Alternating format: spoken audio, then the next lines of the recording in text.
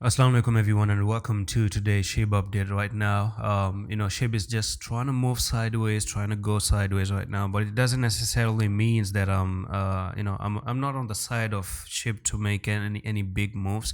So right now all you did is you went to the downside like that one, moving sideways like this, and sideways and moving all along. So on the 4-hour time frame, I do notice that you do have some sort of a flag here, and this flag is gonna be a resistance right there.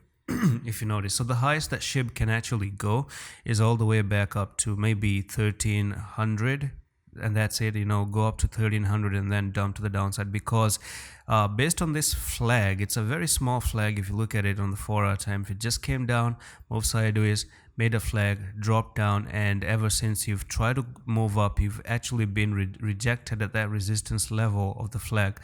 So the technical target for SHIB at the moment still remains for me from there to there, and this is where you're actually breaking out, and then you're still looking for 1093 and then potentially drop all the way down to 936. So don't get excited too much.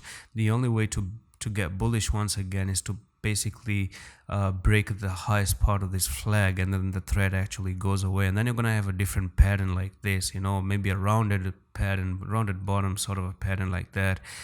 And it could be something like this: boom, boom, boom, boom, boom, come up like this, go up, keep moving up, break it out, and then hold the retest. You break all the bear flags down there, and you now don't have any doubts. And the next technical target, if it ever does happen like that, then we're looking for SHIB to go from there to there, and this is where it's gonna break out. Then 17,000 can actually come in, but that's all speculation at the moment.